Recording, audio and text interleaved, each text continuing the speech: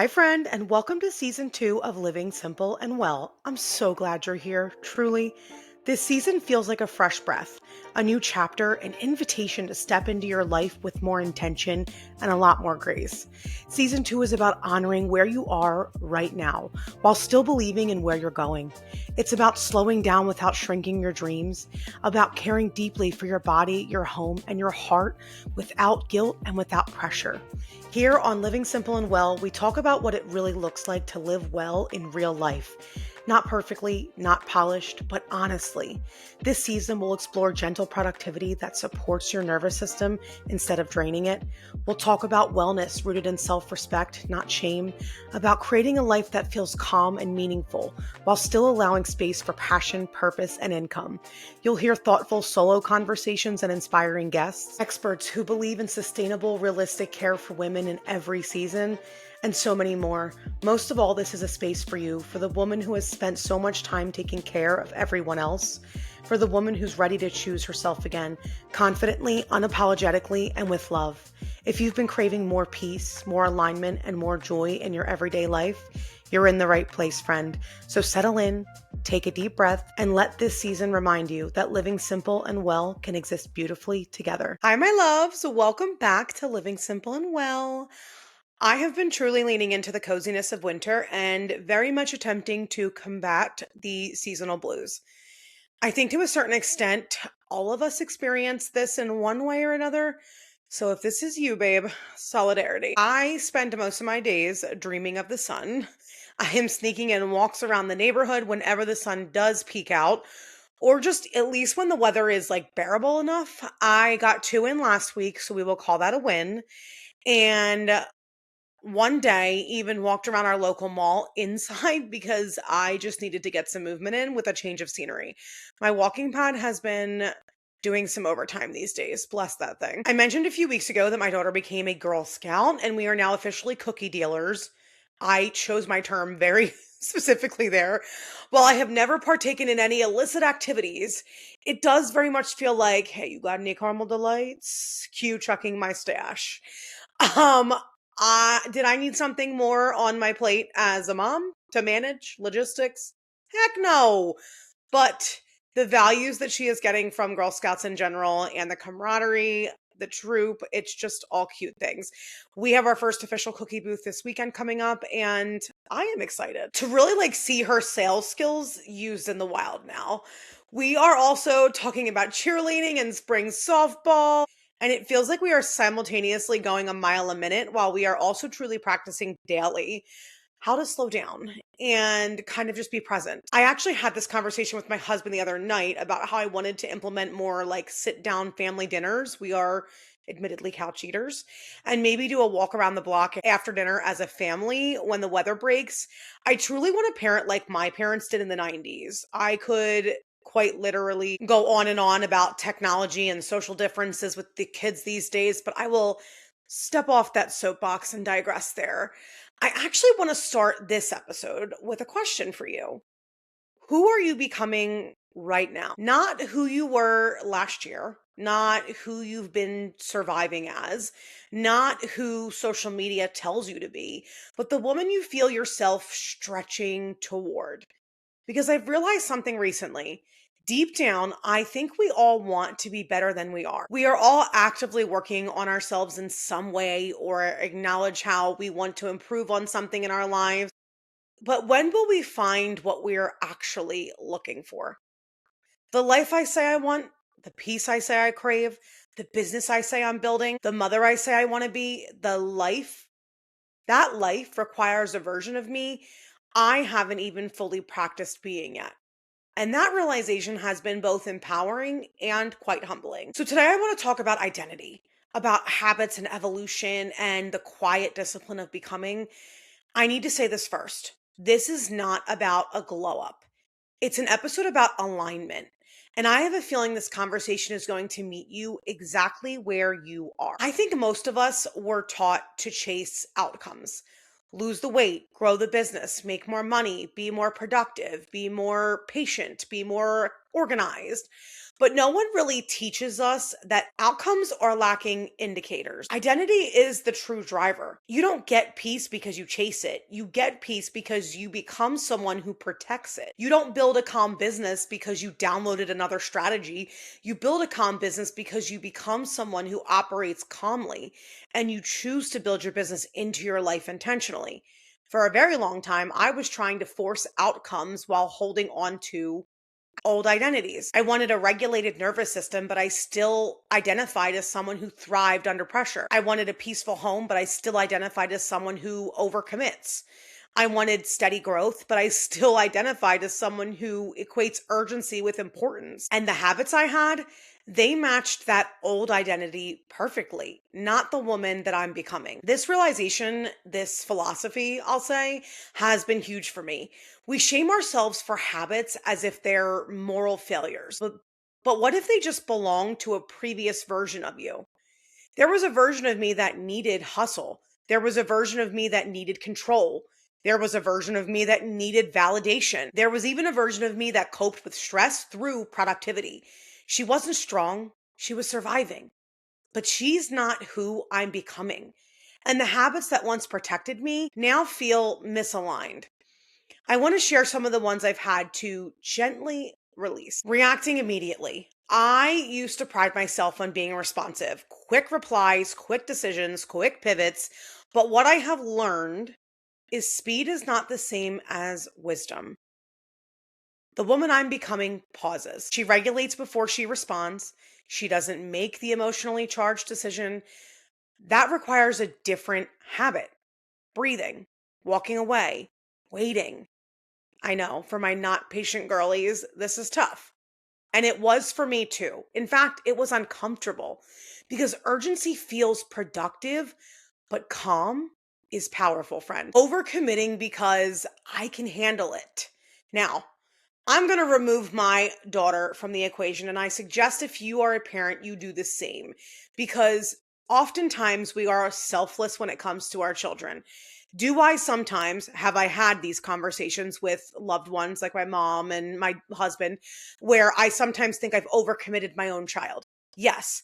But she's at the age, in my very humble opinion, that I want her to try new things and she is thriving socially. So I'm going to let that just be my PSA there when I talk about this topic. I can handle a lot. You probably can too. But just because you can carry it doesn't mean you're meant to. The woman I'm becoming asks, does this align? Does this support my nervous system? Does this protect my energy? Not, can I squeeze it in? There's a really big difference there. And that has required new habits around boundaries, around saying, not right now, around leaving white space in my calendar. White space used to make me so anxious.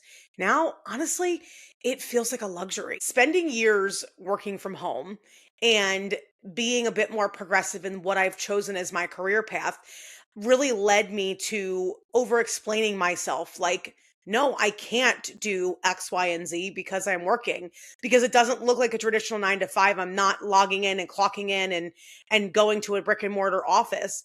I had to sort of step back from over explaining myself and just leave it at, I'm so sorry, can't handle that. Again, uncomfortable? Absolutely. Setting boundaries is no joke, but it really brought in that peace I was craving. Okay, babe, this one is deep. Measuring my worth by productivity. There was a version of me who felt safest when she was producing. If I'm busy, I'm valuable. If I'm accomplishing, I'm secure. If I'm achieving, I'm enough. But the woman I'm becoming, she knows her worth before the checklist. That has required habits like ending my workday at a specific time, giving myself the ability to have a brief reset where I get a snack, fuel my body, make sure I'm up to date on my water intake for the day, and reset the home and prep a snack for my daughter before she arrives. I would, in the past, work every moment that she was in school because it felt like a requirement. Moving my body, even if nothing productive happened, allowing for slower afternoons and letting rest count. And sometimes that feels rebellious. But let me tell you, as someone who quite literally spent a long time equating her worth to how much she earned, and how many clients she had and how busy she was, it's not the be all end all. So let's talk about what I am building. Because becoming isn't just about releasing, it's also about replacing, not with dramatic overhauls, but with steady rituals. We all know I love a ritual. My mornings are sacred now. I don't start my day in reaction mode. I start it with intention: warm lemon water, journaling, quiet, some movement, not because it's aesthetic. I know we see that all over the internet, but because the woman I'm becoming does not hand her nervous system to the internet before 8 a.m. That one shift has changed everything for me. So I want to dig into journaling for a minute. I have been on a journey when it comes to journaling. I found myself having trouble writing, feeling almost worse after writing. And through therapy, actually, I realized that I was brain dumping, yes, but I was focusing on the negative things and almost begging for what I wanted out of my life, which actually caused me to have an uptick in my anxiety. So instead of writing endlessly, I now ask myself on a very regular basis, who am I becoming? How does she handle today? What does she prioritize? What does she ignore? This shifts my entire energy in what I'm writing because I stopped asking, what do I need to get done? And I started asking, how do I want to show up? I write as the woman I am meant to be, the one I am becoming. I treat the pen and paper like I already am her rather than asking for what I want or who I want to become. I have also been on a journey when it comes to movement, finding a way to enjoy something that just wasn't always a priority in my life. But as I've grown, it has become crucial to me. Movement no longer feels like a punishment to me like it used to. It's regulation to me now. It's proof that I am someone who honors her body, not just someone chasing change. I focus on consistency over intensity and steadiness over extreme. That is truly the theme of this season of my life entirely. Another habit I have adopted is focusing on daily rituals that allow me to tend to my home in a way that doesn't feel overwhelming. Whether I'm resetting the kitchen or tidying the living room, preparing for tomorrow, I see these big resets shared on social media. And while some weeks a solid reset is needed because life has gotten in the way, because life has a way of getting away from you, I feel like doing smaller daily rituals are key because I rarely feel like my home is ever in full disarray.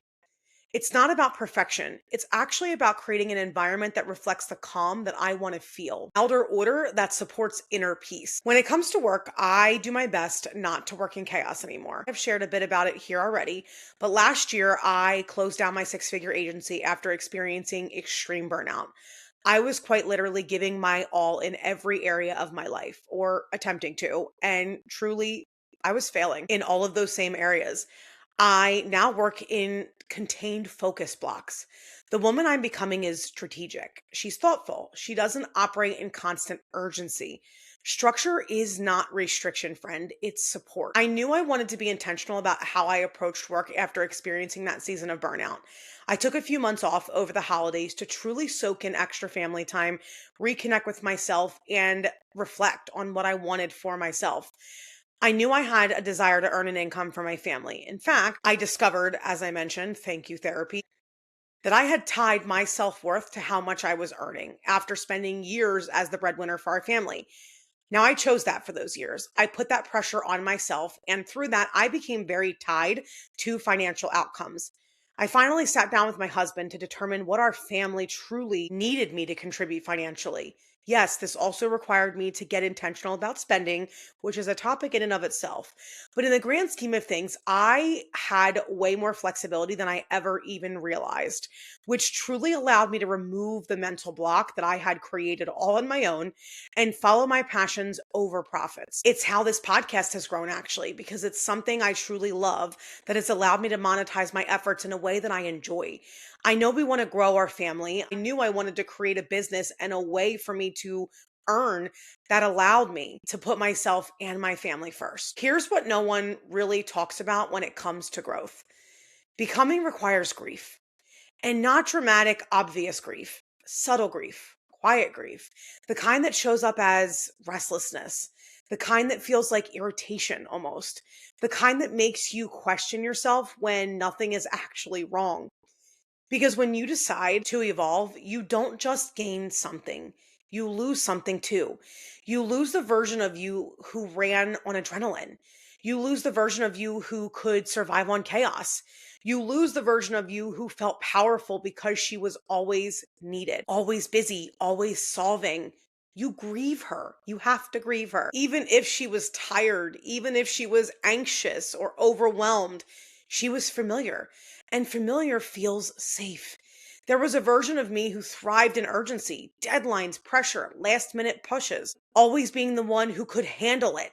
And if I'm being honest when I say there was an identity wrapped up in that in and of itself, it felt strong, it felt capable, it felt important, but it also kept my nervous system constantly activated. And when I started choosing steadiness instead of urgency, when I started choosing calm instead of chaos, and when I started building rhythms instead of reacting, it felt uncomfortable. You'll find that as a total, all encompassing feeling to this entire topic today. Uncomfortability is going to come up whenever we make change, friend, not because it's wrong, but because it's unfamiliar. Sometimes peace feels boring at first. Let's just say that out loud. If you've lived in fight or flight for years, calm can feel like something is actually missing. Your body is used to this cortisol spike. It's used to stimulation. It's used to solving and fixing and arranging and managing. So when things are quiet, you almost go looking for something to fix.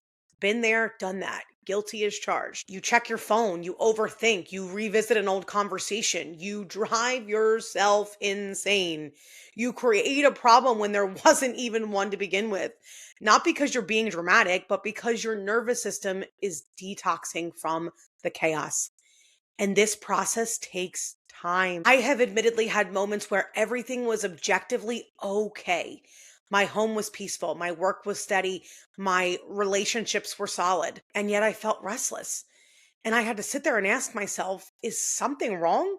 Or am I just not used to this level of calm? That question changed so much for me because becoming her, the grounded version, the regulated, the intentional version, requires tolerating stability. It requires not mistaking peace for stagnation. And then, my friend, there's the season of surrender. The seasons where outcomes are not fully in your control, the waiting seasons, the in between seasons, the I'm doing the work, but I don't see the full results yet season. Those are the hardest because the old version of you wants to grip tighter, push harder, do more, control more. But the woman you're becoming, she needs to trust. And trust feels vulnerable. Trust says, I will keep showing up steadily. I will keep honoring my habits. I will keep aligning my identity, even if the visible outcome is slow. And that is hard when you live in a culture that glorifies fast. I've had to remind myself over and over and over again steadiness compounds, not dramatically, not overnight, but quietly. The woman who protects her mornings, in a year, she's unrecognizable. The woman who regulates before responding, in a year, her relationships are softer. The woman who builds her business calmly, in a year, her foundation is stronger, but it doesn't look flashy in week one. And that's where the emotional resilience shows up. You start questioning, is this working? Should I be doing more? Am I failing? Am I falling behind? And this is truly when the identity work matters the most. Because identity says, this is who I am now. I don't need proof today. I don't need applause. I don't need immediate results. I trust that slow is sustainable. I trust that peace is productive. Trust that alignment is more powerful than urgency. Becoming her requires sitting in the in between, not who you used to be, not fully who you're becoming, just practicing.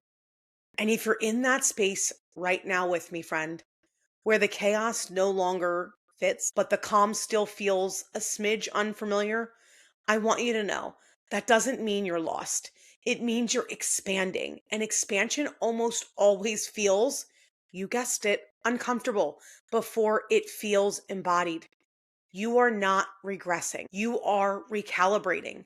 And the fact that you can even notice that resistance, that means you're already in the process of becoming her. Okay, love. So, how do we begin? If you're listening and thinking, I don't even know who I'm becoming, start right here. What feels misaligned? What feels heavy? What habits feel like they belong to an old season?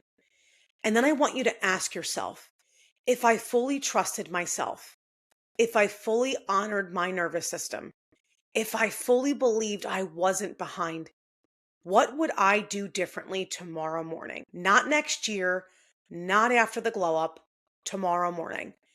Becoming isn't dramatic, it's daily. Becoming isn't dramatic. I'll say that 1,000 times until I'm blue in the face. It's daily. It's choosing not to react. It's choosing to move your body. It's choosing to close the laptop. It's choosing to protect your peace again and again and again. I want to leave you with this today, friend. The woman you're becoming is not built in a breakthrough moment. Did I experience full blown burnout last year that led me to this deep reflection about who I wanted to be? Yes, but I have built who I want to be and what I desire for my life in the ordinary mornings, in the quiet discipline, in the regulated responses, in boundaries no one sees and habits no one applauds.